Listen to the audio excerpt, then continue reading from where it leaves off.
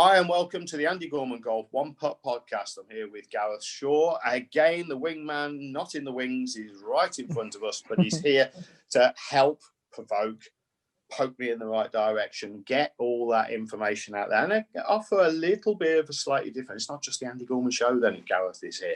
So the idea of today's show is that we're talking tour talk. We're talking a little bit about equipment. Where is equipment? What's the state of the industry really like? And just some of my thoughts on where we're going with that. We've also got tour talk in terms of what's happened in Hawaii over the last couple of weeks. Great shout out to one of those players who's embracing a training drill that is also helping him to lower his scores on the course. And he's a tour player. Why aren't you doing it? Let's catch you on the other side.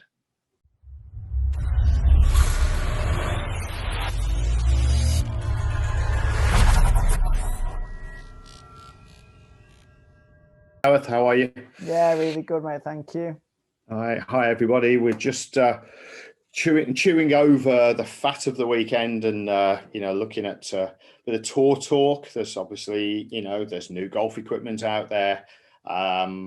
I'm not so sure we've got much to talk about the new golf equipment. I suppose there's things that we can look at and things to, talk about with regards to what things look like. What do you like the look of, but, I don't like the look of the price, Andy. It's ridiculous, isn't it? I mean, just like, I know to some degree what's happened. We've got transportation costs have gone up to move stuff around. I tell you what it does. I tell you what it says to me. It's about time as a golf industry we start making it in our own backyard. I can't see that it's going to get any more expensive. Now, if this is where it's at and this is where it's going over the next, 5 to 10 years, let's get industry back into our own backyard. Let's start making some of these products, here at home. Now, that might just be irons and wedges and putters. The feasibility of manufacturing those seems to be a little bit higher, I think, than maybe the drivers. I think the complexity of the drivers would probably benefit, retaining the use of some of the industry platform. But why not? Why not? Get the forging houses and the sort of milling houses these days. To get some of the work done, not just here in the UK, but America and elsewhere. I'm throwing it out there. Is it feasible? With putters running £350 if they're milled in the US, and putters that are made in the Far East running £350, you might as well have them milled in the US, right? And I'm not saying then that you can't get them done here. For the sort of money. So I think if it's something that the industry, I think, needs to start to look at itself and go, right, do we need to get it from the Far East all the time? Because if we can't get it in, we're creating a product on demand platform. We've talked about some of the things, we've got with the T-stroke products, of course, creating a demand before you make it. And it's not always feasible, but, if it's something that potentially is doable, then, is that something that we, as an industry, is it something that we embrace? I don't know. Do you think we should stick to a life cycle as well with product? Now it seems some of the big manufacturers are bringing product out every 6 months. Should it be every 18 months? Should it be every 2 years? I'll be perfectly honest with you. I like Ping's model of every 2 years. I think so. Product has a cycle for 2 years, and what I like is the fact that they've actually stuck to that. In 12 months' time, we'll be looking at an I series model. Although, to be honest with you, I've had my 210s now in the bag for 2 years. So that would suggest that there's an I model coming out, and arguably it's probably is that going to be a 225? I don't know. So if that is the case, that would be reasonably imminent. But if that is the case and it doesn't come out for another 6 months, that'll be 3 years on the cycle. And I think that's impressive. I think it's impressive that Ping are prepared to do that, on their performance irons. It also says there's nothing wrong with the current model. You know, they're not just replacing it because, well, it's a life cycle, you know, product. There's nothing wrong with the model, and I can safely say that, you know, I would happily go and buy another one. You know, another set of them. You know what you get with Ping. You know, it's and you know, the obviously 425s we were looking at last time, or we just briefly mentioned last time, are very impressive in terms of numbers, what they can and cannot offer. But of course, we also know that the numbers are inflated based on, you know, the data that you know, we received with regards to lofts at, you know, what is it, 30 degrees on the 7-iron. Very, very so yeah, you know, so when you've got a club that does that, you know, ultimately, you know, I think it's look, you know my take on it. I struggle with that. I really do. I struggle with that because at the end of the day, we know it's a 5-iron, and you know, not all that long ago, it'd have been nearly a 4-iron. So you know, it's yeah, it's a tough one. It's a tough one for me to swallow. But you know, like I say, with Pings, I've got very sort of retro lofts on my clubs. I like to see the golf ball go in the air in the right manner, and I like to see it get there. I don't want a ball to come into a green with a descent angle that's just going to run on, and that's what a lot of folk are struggling with. You know, not getting the golf ball. So a better player will struggle, you know, to control some of the clubs, you know, because they can flatten the flight anyway by sheer control. And if the club keeps popping the ball down, you know, then that's not going to benefit you. Yes, you'll hit it further, but you won't stop it. You know, and it's really important you get that golf ball to stop on the greens, of course. So, you know, it's a trade-off that both sides of the party have. And of course, the average golfer pops the golf ball in the air and doesn't hit it anywhere. So they need stronger lofts to get it going forward. And, you know, but also there's a part of that, you know, sort of player profile that also, you know, doesn't get the golf ball in the air very easy and needs the ball to be able to launch up in the air. So the clubs do that as well. So you know, the manufacturers are doing a good job in terms of providing lots of equipment to cover the demographic of golf. I've got no problem with that at all.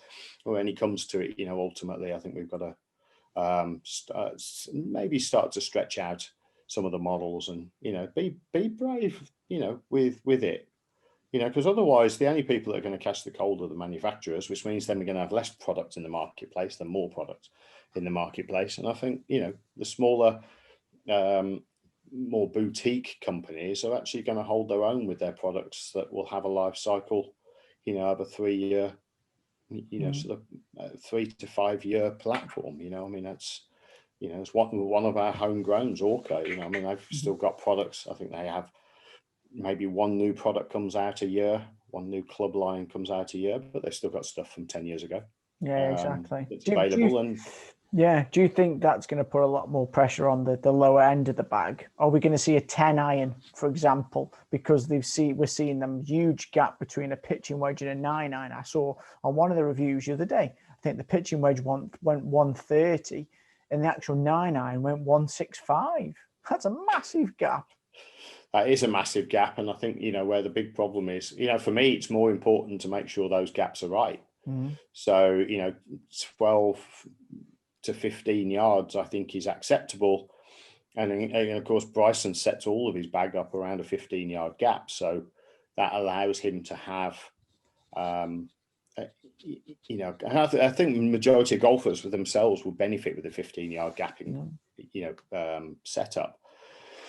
And I'd love to be able to do that. I've not quite been able to get it in, you know, into play. You know, it's not as easy as it would appear. You can't just set the lofts one way or the other to change the gap and make it 15 yards because, you know, you've got all of a sudden you get a closeout gap, you know, which is, you know, you get a club that sits in there at around about 6 or 7 yards, you know, and you go like, well, what's happening? Typically at the top end of the bag, you get those flat launched and, you know, flat landing longer irons. And so then you know, if you don't mind a bag of hybrids as well as a bag of wedges, you know, and 3 or 4 irons in the middle. And, you know, I don't know that that's not the way forward. And certainly, you know, for me at this point in my career, I'm not bothered if I was to have, you know, 2 or 3 hybrids in the bag, you know, a 4 wood, you know, because they typically fly far enough now to act as a 3-wood as well, and have that gap nice and tight, relatively sort of, 20-yard gaps at the top there, and then 15 yards down to the wedges, which then maybe, a more 10 to 12 traditional.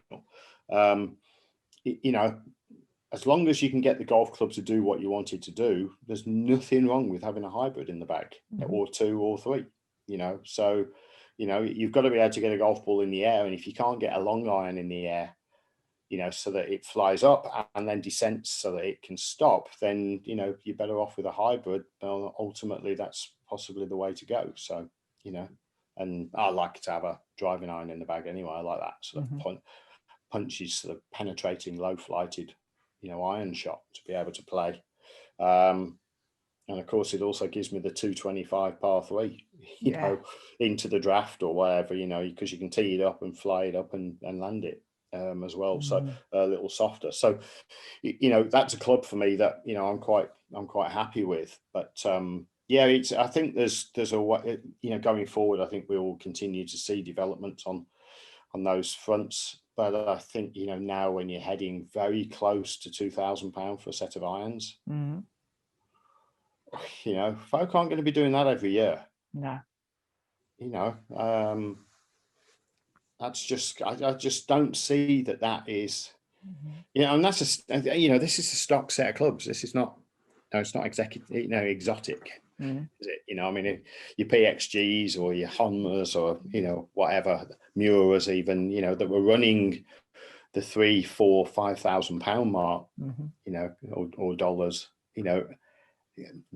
those exotics will always have a place in the market. That's the 5% in the market, but these are aiming at our weekend warrior, and with golf club memberships at £1,500 and sort of set of golf clubs, £2,000, golf's all of a sudden become elite again. I think that's the danger, a bit for me. I know you can go and buy your secondhand stuff off eBay and the like. You've got to know what you're looking for, though, haven't you? You've got to have the eye. You have, yeah, because ultimately, they're always going to be cast off crap, basically, in there. You're going to find the odd bargain, of course you are, and if you know what you're looking for, but the beginner is not going to know what that is, and they'll go in walking into a golf shop or high street shop, and when they're open, and and then look at it and go, whoa, I can't afford to play this game. Because their first impressions, if your first impression is, upwards or north of £1,000 for a set of golf clubs, it's like, whoa, I thought golf was reasonably accessible. If you don't know a good set of mates that, have they've got a spare set of clubs in the garage, or, sort of can point you or hold your hand or just take you, even if it is, just to point you in the direction of some equipment to start with, and then sort of encourage you to have some lessons because it's the right thing to do so that you learn properly. I think it's a challenge to the game. It's a challenge of how we grow the game in that manner. Yeah. So, I don't know. Ultimately, it's one of those answers I don't have. If I can help you with your putting stroke, that's really easy. So. I've seen that kind of PXG are doing that a little bit with their kind of more, they're having like a premium line, and then they're having like an entry level. Do you think manufacturers, I think TaylorMade used to do it. Do you remember when TaylorMade used to bring out an M or a kind of a sim equivalent, and then they used to bring out a burner, like almost like a lesser model? Is there room in the market for that? Oh, I think there is. And I think, ultimately you create brand loyalty by starting people with it's the whole idea. I mean, Ping never did it, never succumbed to it. It never did them any harm. PXG said, no, we'll never do that. Of course, 7 years later, they're eating humble pie and doing it. Now, arguably they will say they're not eating humble pie. They're doing what the audience and the clients want. But, your 5, 6, 7, 8,000 pound client is not asking for an £800 set of irons. No. So they're not. It's not their client that's asking for the question. It's that asking for them to answer a question that's not there. That question's not there. They're not. It's not an answer for a question. It's a hole in the market that they think they can fill, or it's more cash sales. Ultimately, that's what they're looking at, and they're not trying to fill a void. There's no void at £800 a set of irons, that is the regular market platform. Mm-hmm. So you then have to look at it and go, right, well, what's different? What do I need to know that's different about these, these clubs? What's the difference between a PXG club at £800 versus a PXG club of £5,000? Mm-hmm. Is it where they're made? Is it that much different? Because that's the other argument as well. Why is it £4,000 different? How's it going to perform £4,000 more or £4,000 less? What am I getting? I can't imagine you getting a zinc alloy, for £800. I mean, that's, back in the days of Regency, for those of you that remember. So, there were plenty of those type of clubs around, but, I don't know, how do you justify it? But it's no different, is it, in cars? It's the difference between a £20,000 car and a £220,000 car. They've all got 5 wheels, one inside, 4 outside on each corner, and and a numpty behind the wheel inside, invariably. But that somebody can afford to spend 200 grand more. Yes, it goes quicker, invariably. They don't even look better, some of them. But why would you justify it? It's still a car. It's still going to get you from A to B. It's still restricted to a 40-mile-an-hour limit in a 40-mile-an-hour zone. So, there's all the arguments for having something exotic, and I get that. It's just, I just think that the golf industry is playing with itself. The manufacturing industry is playing with itself when it comes to, sort of producing products that, the industry, that the consumer doesn't need, in terms of, it doesn't need another new set of golf clubs this year, but everybody in the playing side of things has a choice, if they do that. So, I just think it'd be nice if we could just take our foot off the pedal a little bit for a few years.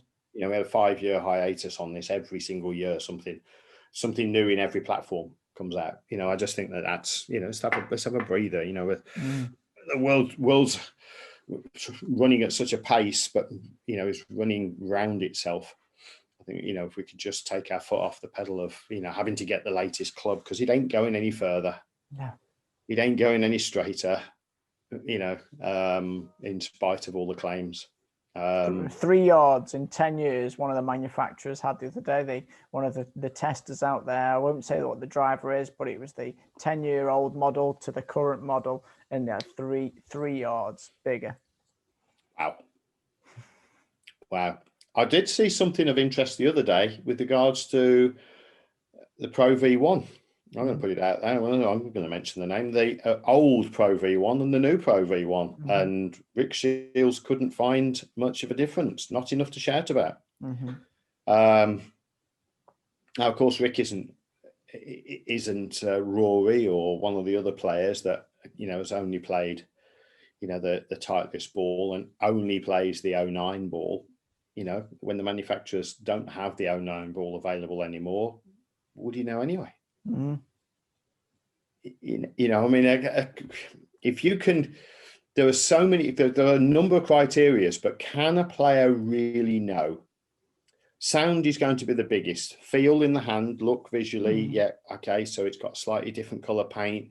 It's got slightly, but I can't for 1 minute think that, he's still using an 11, 12-year-old golf ball, that's been packaged for 12 years and then put on a shelf and said, right, that's got Rory's name on it. That type of claim, because he's not using the Titleist anymore, but it's that kind of thing. And did he switch because oh my gosh, did he switch because they weren't available? I mean, I don't know. No, that's it, I can't play with any of the other balls. When there's not that much difference, performance wise, they're flying in, they're hitting the same windows, the spin lofts, the elevations of flight, the descent angles, the stopping power, sound, durability and sound. They're more durable now. That was the one conclusion. Paint stays on the ball longer, which will probably make a difference in sound. It feels a little bit harder because it sounds a little bit harder. And those are the things that we've got to work towards. I was having a conversation with a putter manufacturer the other day, and he was talking about the sound of metal, or feeling that certain types of carbon steel versus mild steel versus alloy inserts, etc. He doesn't like the feel of the steels. And I said, no, I get that. Totally get that. But what is feel anyway? What are you feeling? It's going 35 inches up the shaft, a hollow tube, whether it's made of graphite or carbon or steel or whatever that tube is, through a rubber handle with maybe some polystyrene underlisting. It's going through lots of absorbing processes, and frequencies are changing all the way up there. Can you really tell something that you can't hear? Because if you can't hear it, you can't tell. And you've got more of an issue with the golf ball than you have with the face on a. I mean, I just think that we read into things a little bit too much. He says, the man who uses an aluminium insert that's grooved because he likes it being nice and soft. But these are the things that we're up against. As an industry, these are the challenges that we fight. We throw at ourselves. Why do I, and one of the reasons why I say this is because I use cast head wedges because they're more durable, because actually there's not enough difference in a forge to be able to say that's performing better. Your grooves stay sharper on a cast wedge because it's harder, and the ball doesn't, the spin loft it tells me that I'm getting more spin on that ball with that cast head than I am with the forged head that feels better. And my performance doesn't change negatively by using the cast head that spins greater because I have more control over the golf ball. In fact, it increases. So that's the reason why I use it. Plus the fact that, I can go and practice all day long with a club and not wear it out anywhere near as quickly. I can also practice and know that I haven't bent it, by wear and tear, and so my lofts are going to stay constant, my lie angles are going to stay constant. I'm going to have a club that's going to perform from the day I start using it to the day it goes into the practice bag, or the coaching bag. So so that's one of the reasons why. And I think we do wrap ourselves up in the kidology of we're trying to do this, we're trying to do that, and we only use this club or this ball or this shaft or whatever it is. It is kind of weird, really. Yeah, you talked a little bit there about face inserts. I don't know if you've seen them, but the new range of Odyssey putters, I'm going to put it out there. Have they run out of ideas? I haven't seen it, to be honest. I don't know what they're doing with it at this point in time. So maybe I should have been looking. Or no, at all. They've brought back out the O-Work series, but they've gone back to the original White Hot series. So I'll put for our YouTube viewers, I'll put a picture up, and they've gone back to the kind of numbered up to 10. Okay. But it looks like they've pretty much just recreated the old White Hot, the very first White Hot, put some weights in, changed the shaft. Okay. Put them out. So if they put the Stroke Lab shaft in? Yeah. Stroke Lab shaft, put weights underneath the putter, but the models look the same. Okay. All right. And increase the price by about £100? Yeah, pretty much.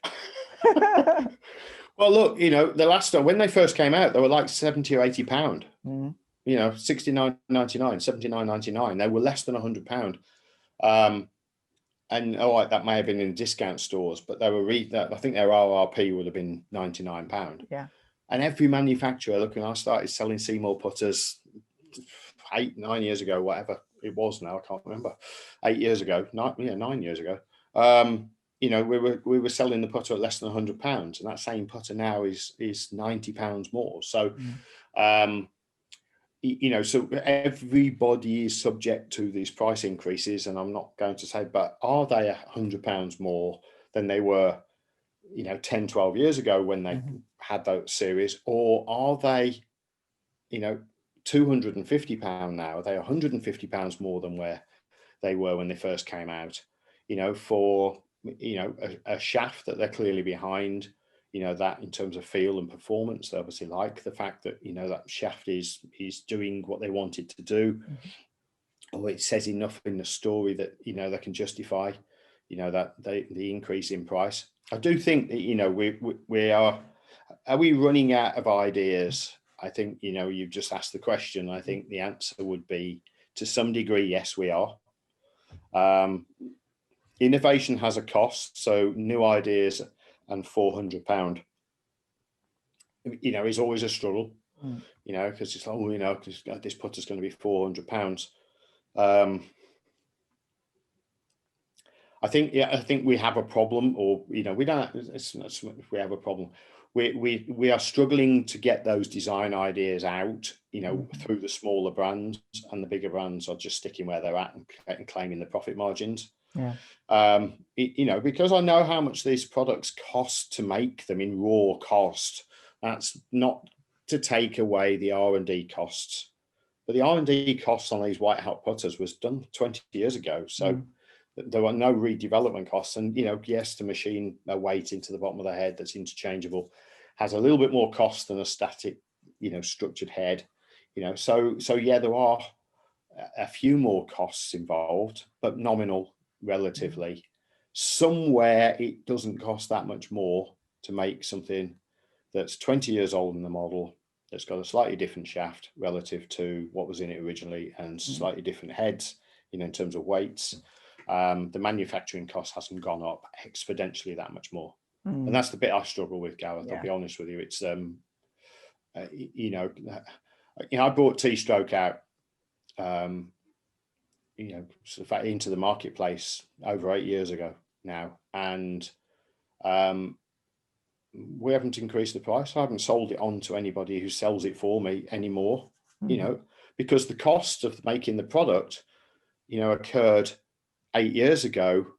Now, if I'm making, another run and they increase by 50%, sure, I'm going to have to pass on some of it. But I haven't just done it because, I'm increasing things because I should, because everybody else does.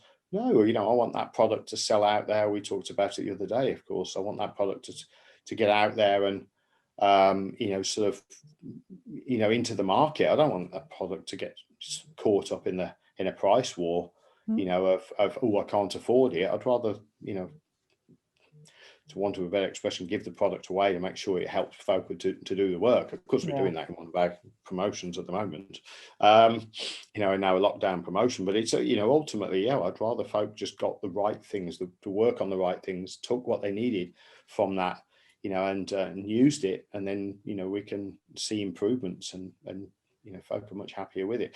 But it is a difficult place to sort of, it's the manufacturing of the heads that I'm struggling with the prices on, because shafts haven't really changed that much. The hard cost of the shafts, hasn't changed that much over the last 10 years. It's not shaft manufacturing. Yes, there's fancy shafts out there, but I've got a shaft in my driver that I think, oh crikey, I can't even remember how long I've had it now, about 7 years, something like that. And I think it's a tour only shaft, but its list price was $1,200 when it first came out. But you can buy that model, albeit not a tour model now, because there's only so many that are made for tour models, for around about $140, $150 now.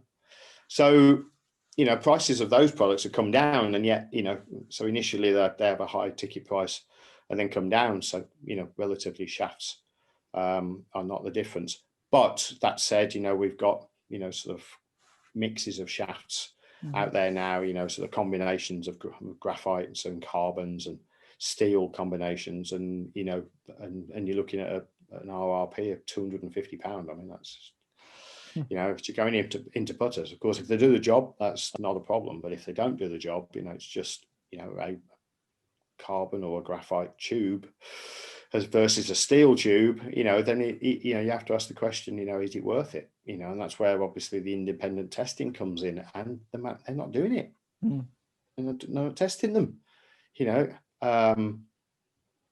to develop that performance change, selling it on the pretense that, sort of this new Stroke Lab carbon or graphite and steel shaft is better than a standard steel shaft. I mean, look, most steel shafts are not great at going into putters, I'll be honest with you. But, are these combo shafts that much better? And if it means that it's a club that's going to be a couple of £100 more because of the combination shaft that's going into it, because it's got the performance capabilities, going into it, then that has to be looked at seriously and go like, oh wow, that's something in that club, and I'm testing lots of different models at the moment, and they're coming out favourable. That's the thing I will say, is that these exotic shafts going into putters are coming out favourable, but I'm not seeing test data on on them from the manufacturers. I'm doing that to prove it, albeit manufacturers are approaching me to do that.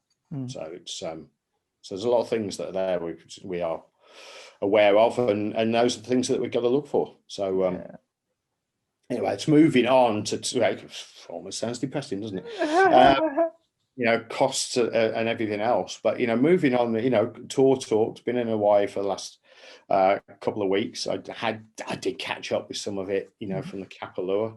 But Kevin Na's back at Kapalua next year, and why not? Because he bagged the win at Sony this weekend. Very impressive display. He's in a really good place with himself. I caught his post-round interview as well as watching the highlights of his golf, and I thought, here's a guy who, he's in his early 40s. I think I hope I've got that right. But at the time of his life, he's got a young family, but he's very comfortable at home. He said that, very clearly.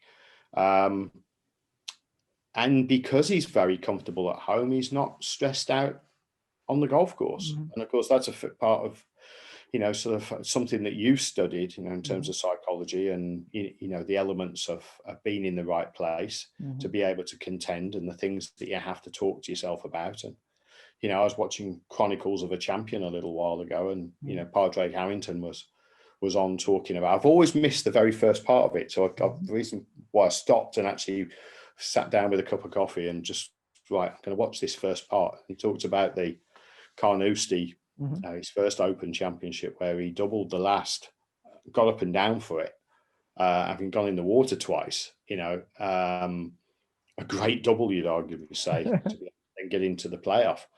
But he's,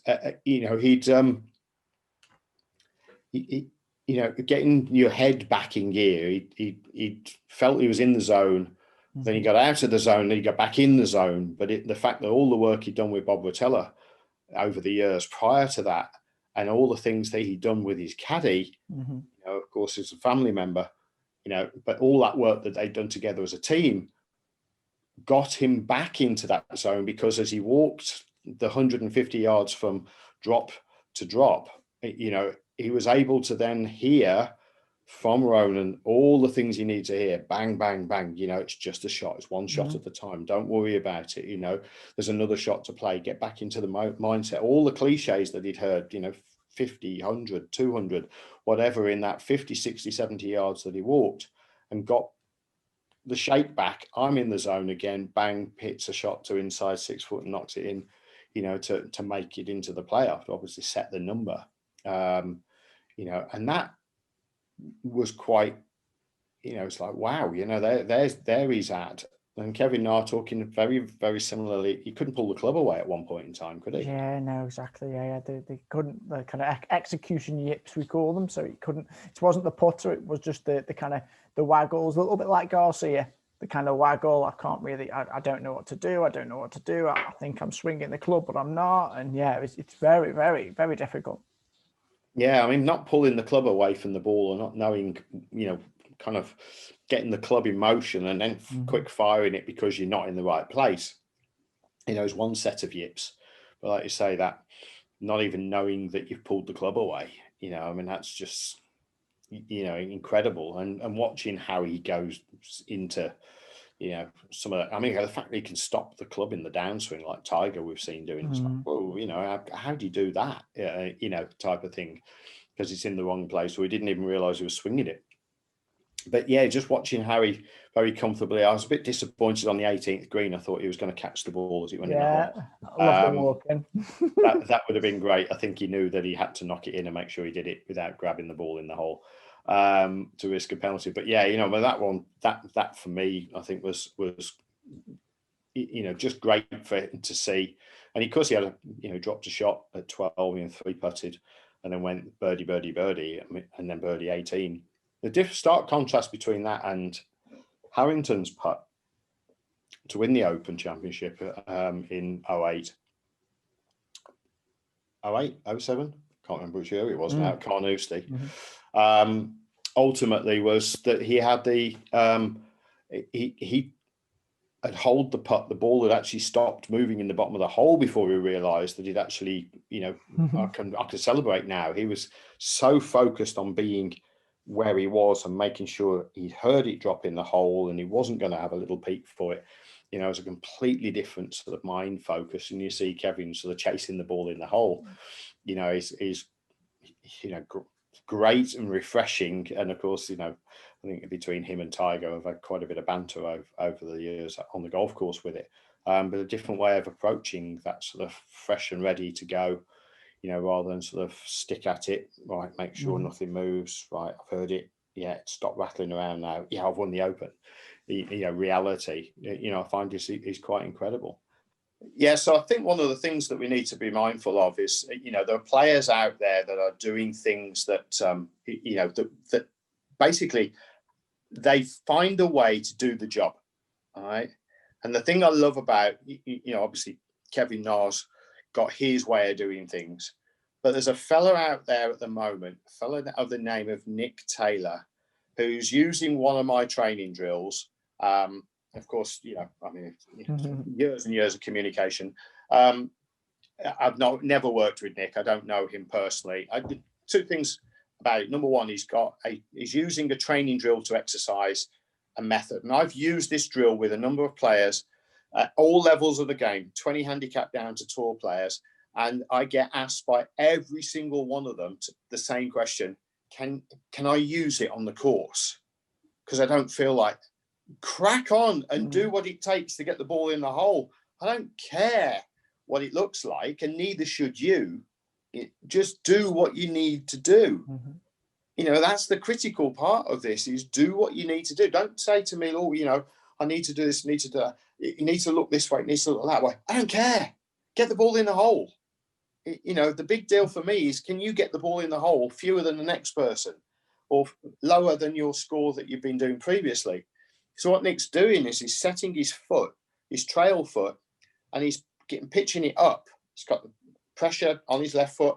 He's setting his trail foot up so that he's actually able to get the heel off the ground, and he's got the pivot around that front foot. It's a fabulous way of doing it. And it's the bit that, for me, I think once a player gets this and understands that, I can do what I need to do, that it doesn't matter what it looks like, I can execute the shot. He's guaranteeing a low point every single time. It's a little bit further forward than maybe he would if he was standing with his foot flat on the ground. That's not the point. He's put the ball there as well. So he's now able to get the low point probably close to his left big toe, because that's where he's leaning, and he's able to get that low point in a consistent place. Now he positions the golf ball in that place, and he knows the predictable result at the end of it. And he doesn't just do it from off the fringe. He does it from 40, 50, 60 yards as well. So he does it really, really well. So I'm not sure if he's won tournaments yet. I don't know enough about him to know whether that's the case. But what I do know is that this guy has found a way, and he's utilising it, and he doesn't care what people are saying to him. And it may well be that nobody's noticed, because, folk oftentimes don't notice. But I would imagine it's very difficult when you've got 150 competitors around you every week for somebody to not go, he's got his back leg off the ground. What's going on there? Well, his back heel's off the ground. What's he doing there?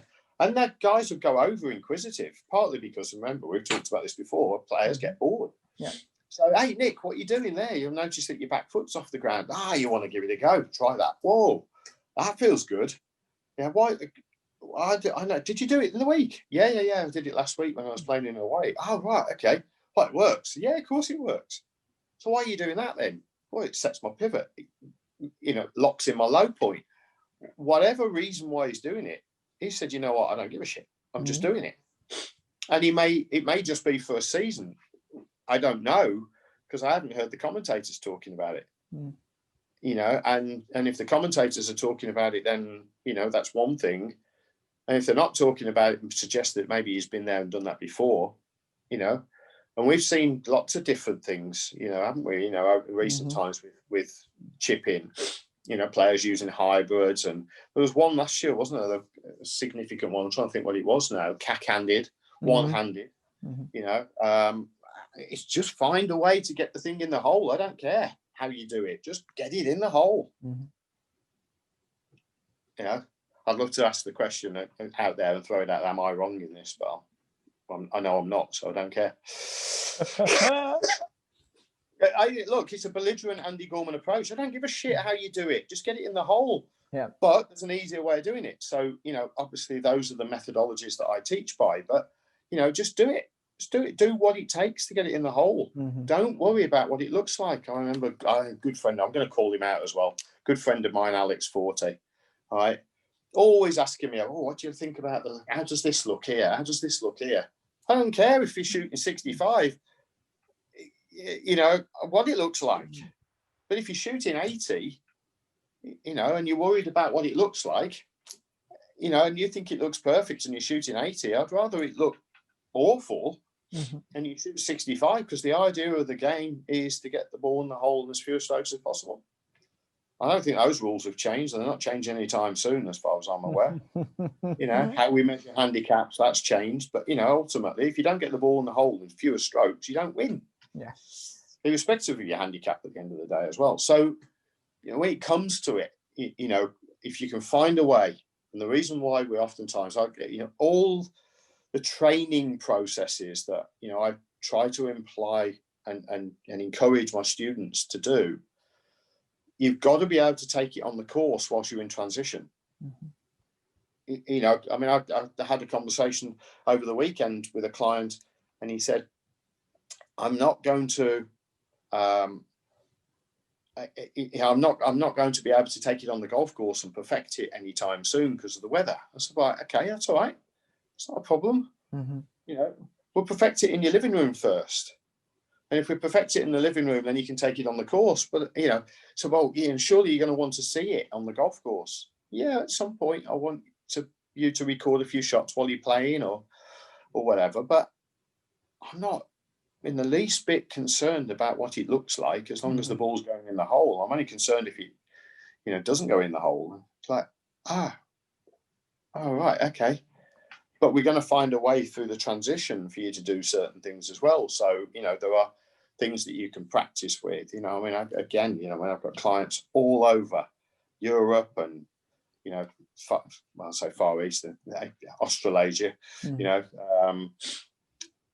across America, we're working now remotely. We're doing our coaching programs largely on putting at the moment because, we can. It's a lot easier to work on from our living rooms, our studies or our garage if we turned it into, something that's, a little bit more, sort of, I don't know. I mean, whatever it is that we turn it into, summer rooms and living rooms, it doesn't really matter, does it? It's easier to facilitate putting than it is to anything else. So, when I'm working with clients, we've got certain criteria we're working towards, but again, keeping it as simple as possible as well. Yeah. We don't want things to get complicated. All I want is for a client to be able to get into a position and execute the result at the strike point. That's it.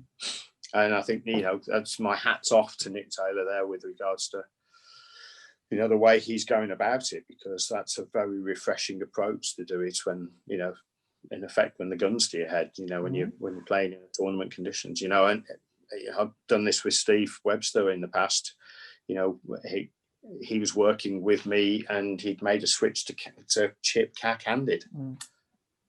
you know, because he felt his wrists were breaking down. Well, the root cause of the problem wasn't actually the wrist breaking down. It was the fact that the body wasn't moving. So, you know, his admiration for Brett Rumford, as we've talked about in the past, you know, has always been that, you know, Brett's movement keeps the left shoulder going, which means the sternum keeps moving past the ball, which means his wrists don't break down unless it's a shot that he's allowing his wrists to break on. And, you know, by going cack-handed, Steve just felt that he was able to not break the wrists down at the point of impact. It doesn't fix the fault if you go cack-handed, but again, it was something that he could work with. And he kept his card that year, you know, with a few quid to spare, to be fair. And, you know, it ultimately, you know, he just had the focus on keeping his sternum moving. You know, unfortunately, you know, oftentimes a player gets to a point where they think they've arrested the problem and solved it but actually we've only started to address it. In effect, what we've done is we've put a plug in the hole, and you know, that hole is going to start leaking again at some point soon, and that's where the challenges are.